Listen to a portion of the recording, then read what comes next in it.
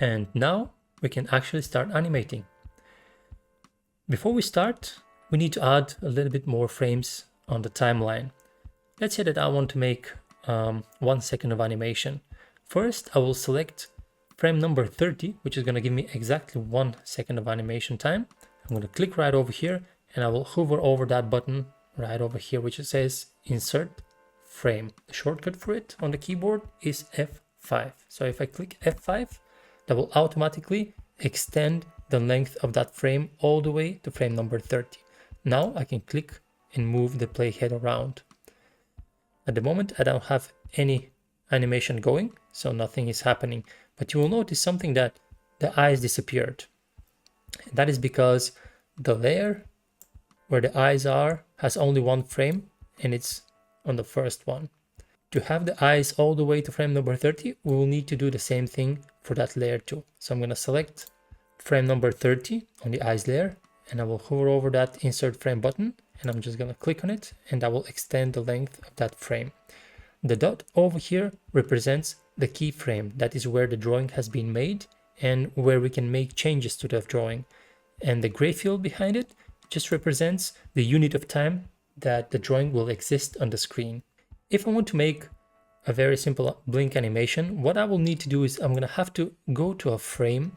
Let's say I'm going to go to frame number 20 and I will insert a keyframe, which is that button right over here, or F6 on the keyboard. What that does is creates an instance of my previous drawing, which means that right now nothing's going to happen. But if I select the eyes right on that frame and move the eyes a little bit and move the playhead, you will notice that the eyes are moving. This is not exactly what I want to do, so I'm going to hit Control or Command Z so I can bring the eyes back to where they were. But that gives me the ability to manipulate the eyes or to make instances of the eyes so that I don't have to redraw them again.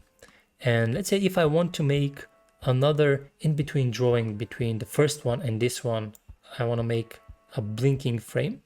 So I can just come to that frame over here and insert a blank keyframe, which is F7 on the keyboard. What that will do, that's going to insert a blank keyframe where I can add another drawing to make a drawing in between the first one and the last one. But now I'm losing sight of my eyes, and if I start drawing something, I may not be able to make it on the right place.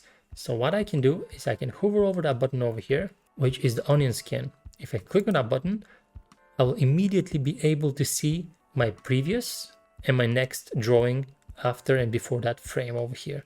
You can extend the range of the onion skin by clicking and dragging that little sliders over here. Right now it covers the first frame and the last frame, which is exactly what I want. And I can actually start drawing right over here. So I'm gonna make a very simple blink. I will select my brush tool by hitting B on the keyboard and make a simple blink. Like so. And if I turn off the onion skin, I will notice that my cat has a blink. And if I test my animation now, I'm gonna click on the first frame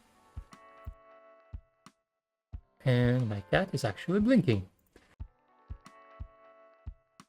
And of course we can always add more to an animation. So let's add another pose over here. So I'm going to insert a new blank keyframe. I'll turn on my onion skin again and I'll try to make the eyes a little bit smaller.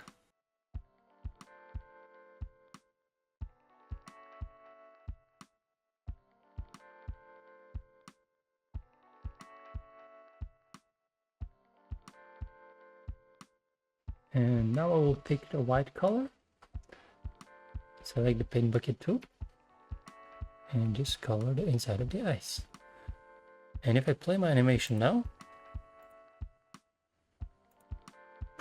my animation looks way better.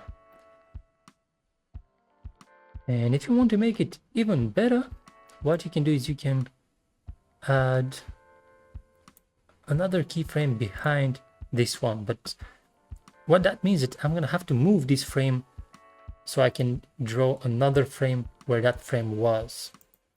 So what I will do is, instead of erasing it and adding a new one, I'm just going to click once on it to select it. Then I'm going to click, hold, and drag, and I'm going to move it with 2 positions ahead. So now I've got frame number 20 available for me to make a new blank keyframe over here and add another drawing. So let's make the eyes slightly open right now.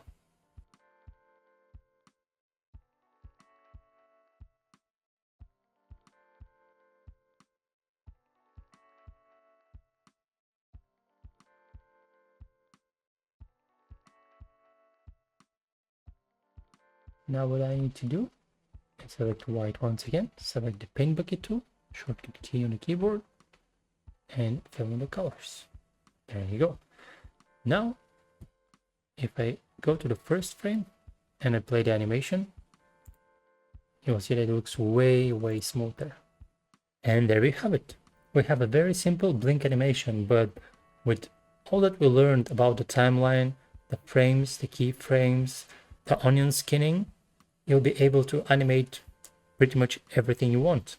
So now the last thing that we had left on the line is to learn how to export our animation into an actual video. And we will do that in the next chapter. See you there.